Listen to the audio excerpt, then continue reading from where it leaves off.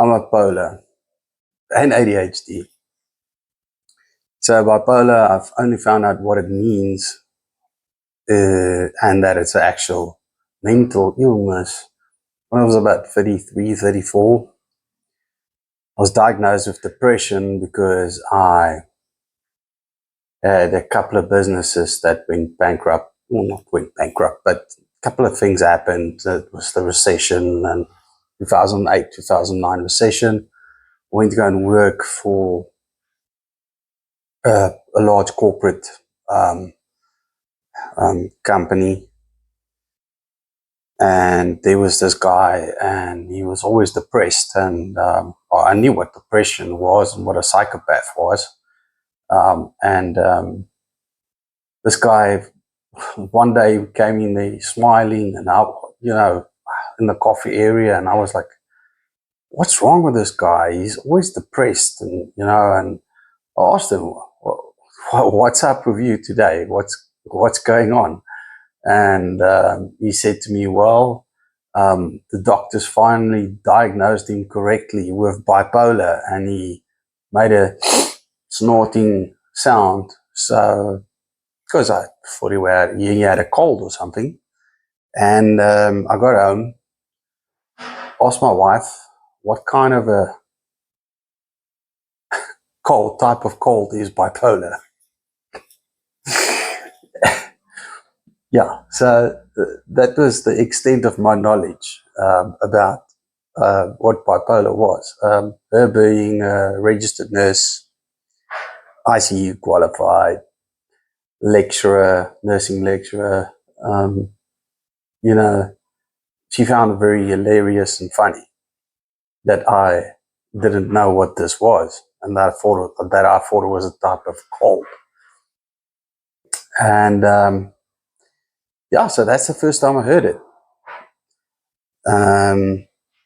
I'd been seeing a psychiatrist because of the depression, and he planted a little seed after a couple of months, and said that, sometimes you come in here and you bubbly, and you're not always depressed, so you're not the normal depressed person, and maybe it could be something more than that. And then they plant that little seed, and then it grows in your head, and so on and so on. And next time I got there, I'm like, okay, well, what else can it be? But luckily, I was in a good medical aid because my wife was a registered nurse at a hospital. So the medical aid was very good, and they paid for, like, I think it was at that stage, I was going to see the psychiatrist like once a week, and maybe once every 2 weeks. I don't know, I can't remember. But at that stage, it was a lot because, I had a lot of shit to deal with. And and then when I got back there, he's like, I was like, okay, let's explore. What did you mean by saying that I'm not your typical depressed person? And he started laying out the whole cyclothymia thing. You don't want to call it bipolar because then people freak out. So let's just call it cyclothymia because you are able to work and so on. So let's just ease you into this whole thing, which eventually comes out to be bipolar. But it worked. I think it bullshits a lot of people. It's like, bipolar light, Stephen Fry's story, or that he did, where he says he's bipolar light, cyclothymia. Anyway, so the bipolar started getting worse and worse and worse and worse and worse, and I had to be.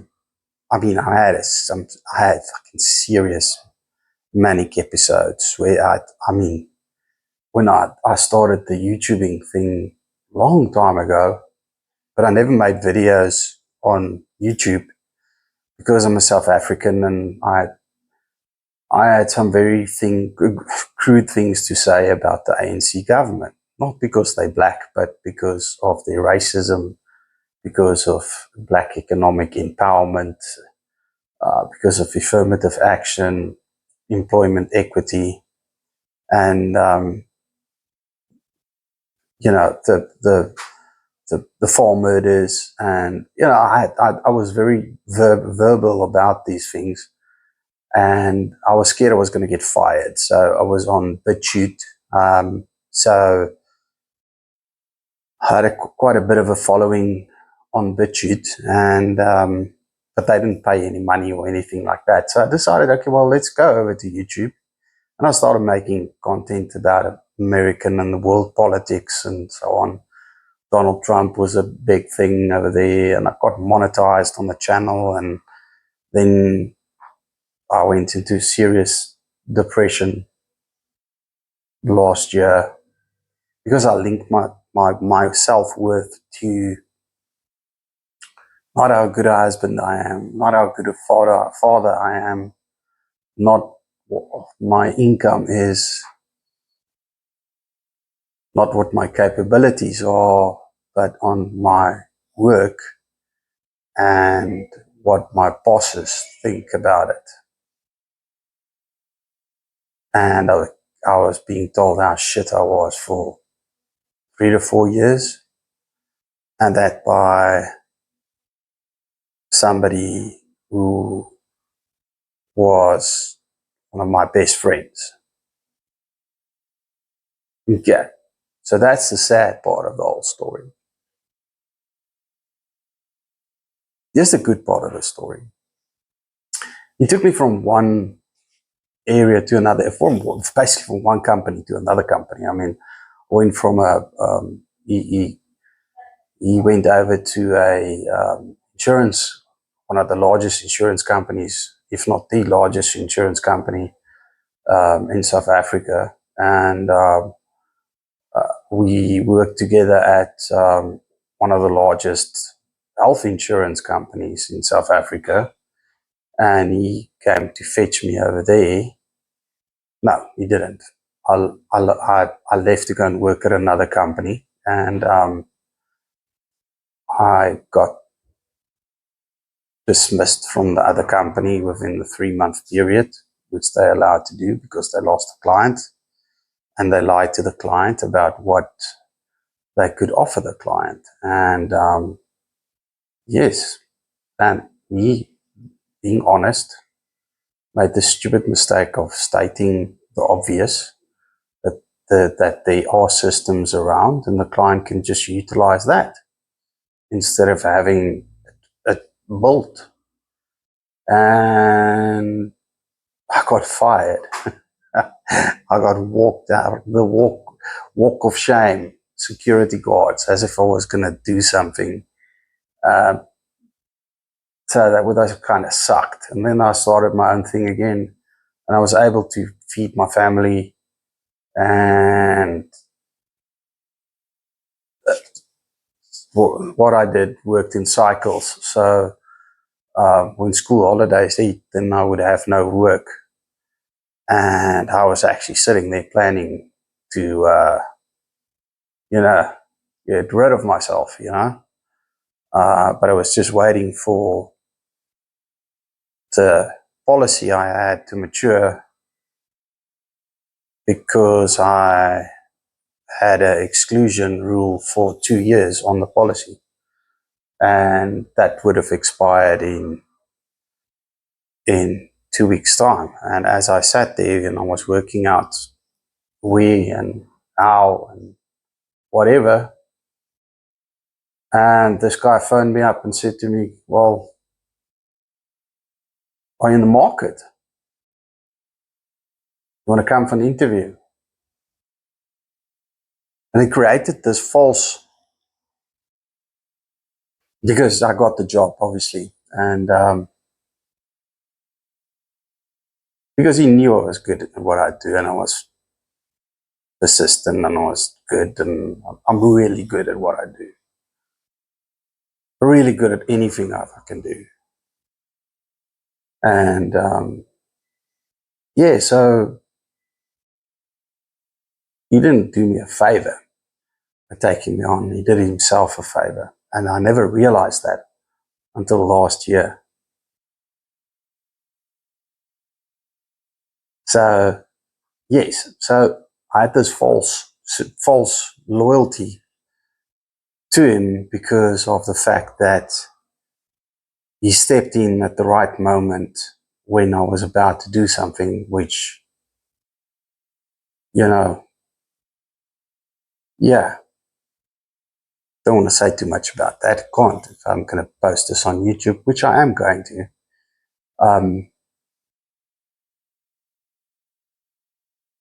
As a little documentary series. So that's that. And then I worked there a couple of years, used the train,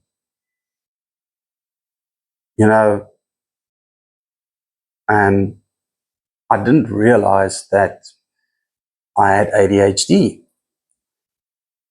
And I got to a point where I was passing out behind the steering wheel when he took me over from that company to another company, which is one of the biggest retailers in South Africa. And started passing out behind the steering wheel and getting in accidents.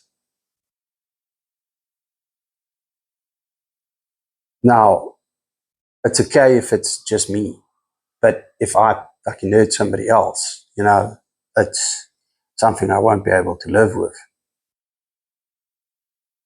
Well, I can kill somebody if if they touch my daughter or my wife, but and I will feel nothing about it. But getting into an accident because of something that I know I had, and it's kind of weird how COVID played into this, because we were on lockdown for a long time, and we were told that we were not going back to the office, and this is the new way of working. So basically, we sold our house, we moved, used all of our money, building onto a parents' house because they were struggling at that stage, and my kid, there was a very good school that me and my wife both went to, and we wanted our kid to have a good experience in school, which we both didn't have, but it is a very good school. And so we made that decision to move and spent all our money on getting the house to a point where I can use it as an office, because my work said that this is the way that things are going to be going forward. This is the new way of working. We're going to be in lockdown and we're going to be working from home. Forward a little bit, spend all the money I made on my house, living with my parents-in-law, spend all the money on building an office, putting in solar panels, putting in inverters, putting in batteries,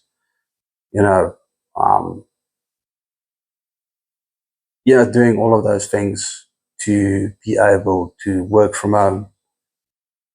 Then they come around and say that, sorry guys, things have changed. We need to steer the ship in another direction. You all need to come back to the office.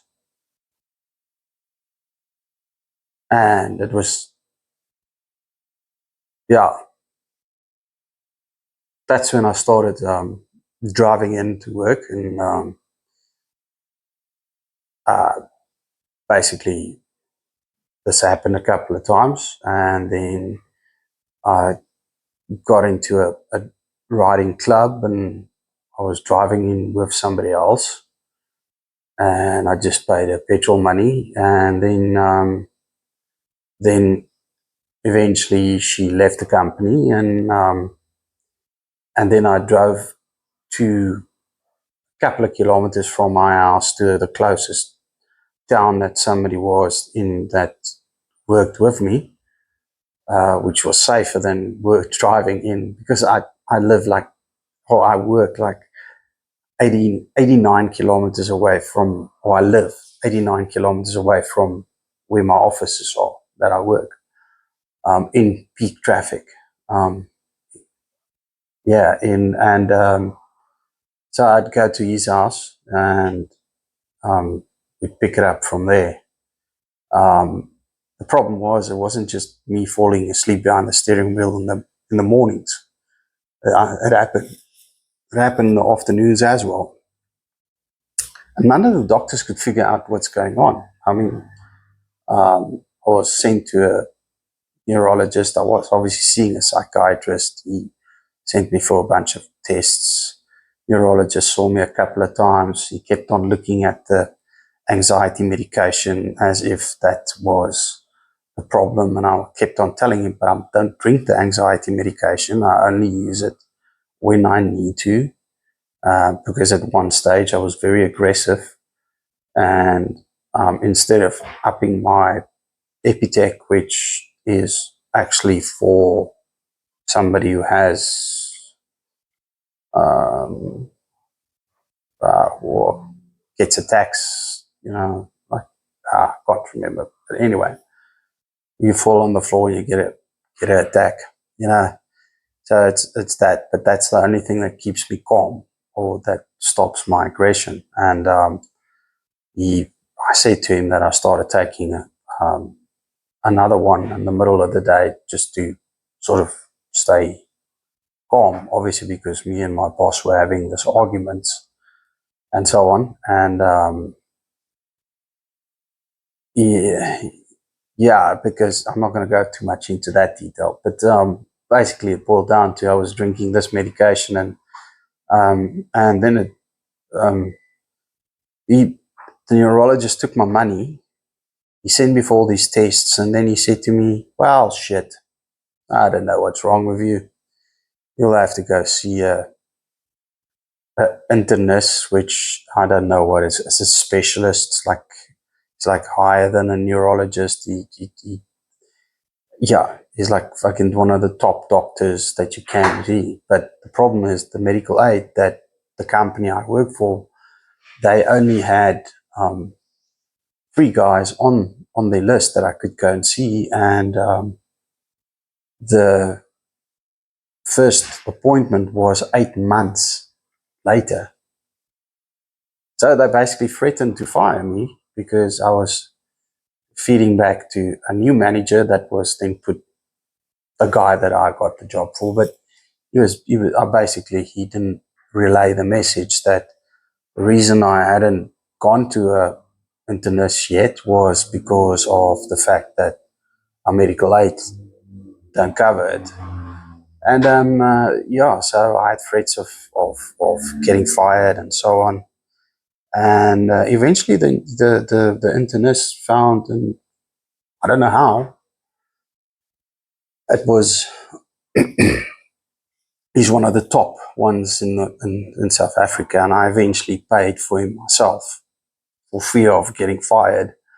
And I have a very good GP who my psychiatrist keeps on saying he's one of the most intelligent people he knows, and he doesn't know why this guy never became an internist, which is one of the top doctors. And he managed. I went to him and I said to him, look, I'm going to get fired, and nobody can figure out what's wrong with me. I mean, I've done all the blood tests, I've done the sleep studies, they've put me in the nut house for 2 weeks to figure out whether I'm just tired. They changed my meds out. They, all kinds of stuff. It's like everything was done in the past 2 years to try and figure out what's going on, and nobody could figure out what's going on. And he then said to me, okay, wait, he's got 2 friends that he'll phone, and he'll phone me back. And he arranged for an appointment for the next day with a internist. Brilliant guy. I mean, by the time I got there, when I take the neurologist and I take him, it's two totally world. The neurologist was screaming and shouting at his PA about the blood work and whatever. And It was just, and then the first time I had to pay him cash, and he was like basically just trying to get me out of there and looking at the medication and just pointing to acting like I was talking shit about drinking the Pax-10, which is, I don't know, the calming medication, which I don't drink. And yeah, this guy was like, he spent an hour on the phone with my GP before the previous day. He got an appointment with me at 8 o'clock in the morning in peak traffic time. So he's at work early in the morning, early riser, old guy. I mean, he doesn't need to work. I mean, you can see he's made his money. He's in one of the top hospitals in South Africa, and yeah, and he went through my stuff, asked me a couple of questions, looked at whatever, and 2 days later, I emailed them and said, "Okay, guys, but you know what's going on?" Well, before I left there, I was like, she's like, "Okay," and he said that, "Okay, since your medical aid isn't going to pay for this visit, we'll give him the pensioner's discount, 3,600 rand." Fucking, I was like, oh my God, that is a shitload of money, to be dead honest. And that's excluding the medication. Every time I go there, every time I request a prescription, because Ritalin is a schedule 7, 6 or 7 medication, you have to basically get a prescription in a specific manner every month. So yeah. And when I mailed them, they gave me the prescription, and no phone call, nothing. But I can't go back because I haven't finished paying him. I still owe him money. So, but the Ritalin works in a way they had to up it a lot.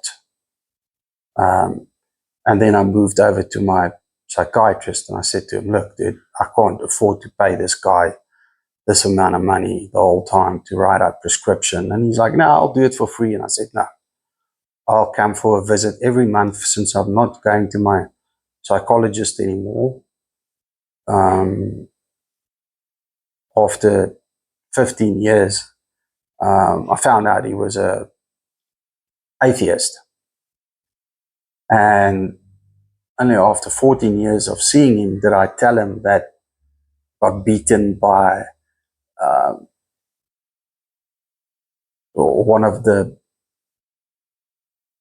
teachers that I had, like caned 28 times, hit with a palm of the hand on the arse, and broke a ruler on my arse, all in one day. So, and that's basically when I was about 11, 12, and it seems that's what triggered the bipolar. But, you know, taking 14 years before you tell your psychiatrist that. All my friends I had to go have a beer with, we talk about it, like have one sentence about how you used to get hidings in school. So all my friends knew about it.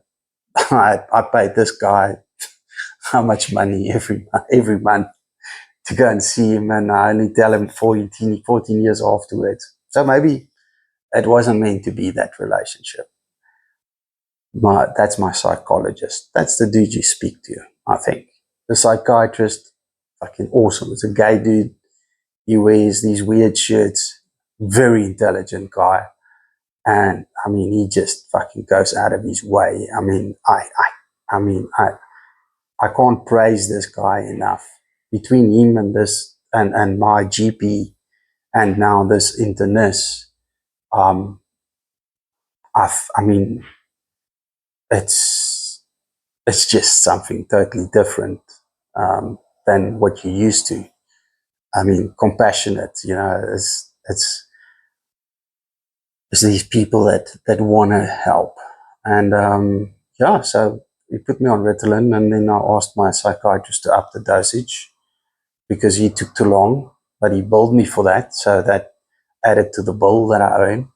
I still have to go back to him, but it's definitely, ADHD. I didn't have meds. My meds ran out, so I was waiting for a prescription, and I kept on sleeping the whole time, which is the opposite of what I understood that Ritalin does.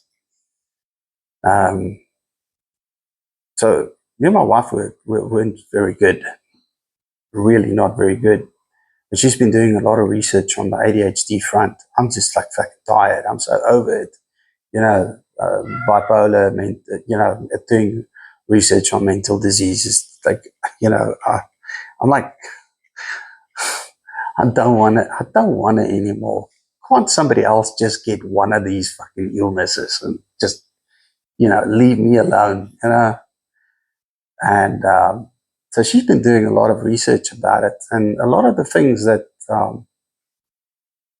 I do now make sense to her and to me. So, for instance, the one thing is my daughter's now in university, and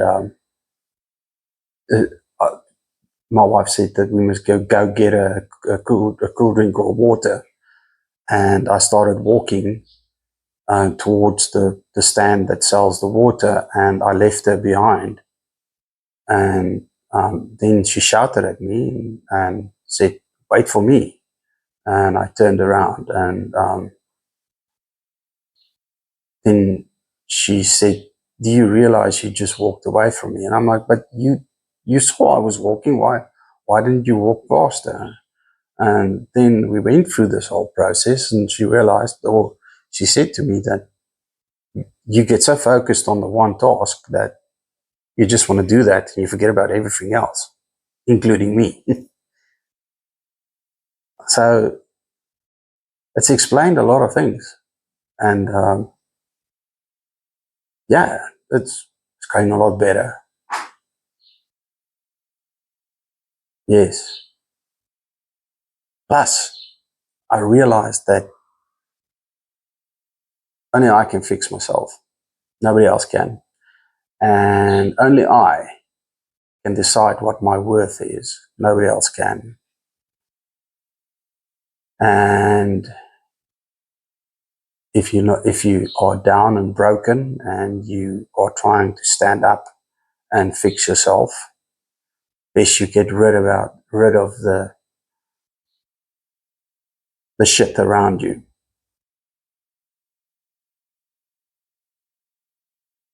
Yeah. The friends, the family, the additional baggage that you have to carry. It's not yours to carry anymore.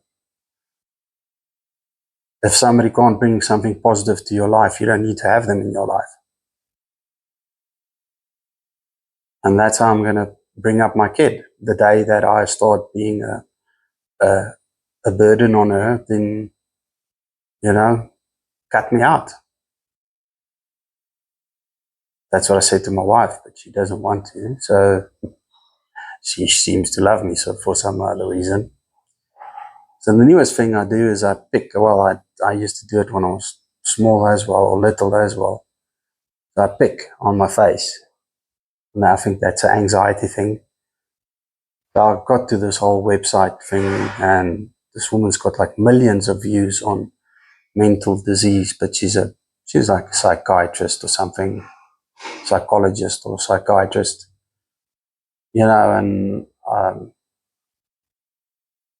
at some other stage, they're probably going to fire my ass. So I need to do something to make sure that I have an income. And I know a lot about YouTube, search engine optimization, digital marketing. I mean, I've done all this stuff because my brain never stops. Website design. I'm a very technical. I've got a BA honors degree, which I finished like 4 years ago in business management. So I did my Cisco, my networking certification last year. I must still go and practice and write the exam. But yeah, the one thing I never realized, and my wife said it to me a couple of weeks back, is that I'm too intelligent to argue with. And I've always thought that I'm dumb.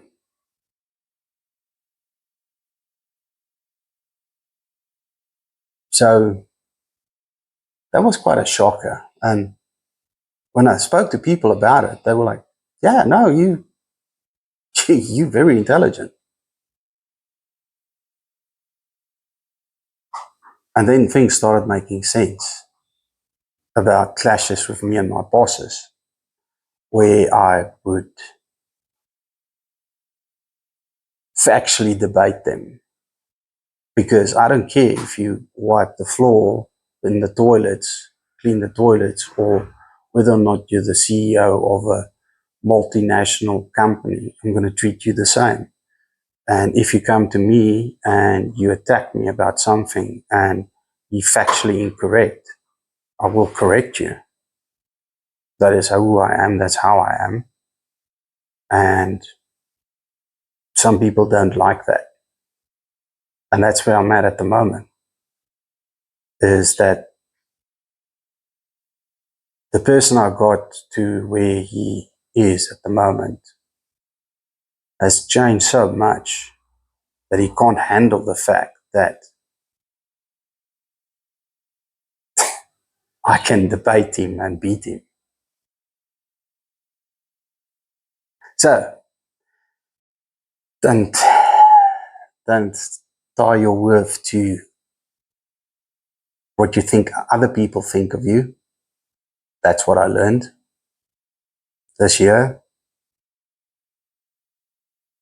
The second last day of this year, I watched a video about a guy standing in the ice like this, speaking into the camera on a road, icy road, and he was saying that, you know, we tend to look at what we're going to do in the new year and make New Year's resolutions, when in actual fact we need to look back. He says, and we don't need to look back and say what I could have done different or what I should have changed. He says, you must just look back and celebrate the fact that you made it to today. And that, to me, was, yeah, profound. Other people don't understand it because they weren't where I was. It was broken. And slowly but surely building myself back up. But on my terms.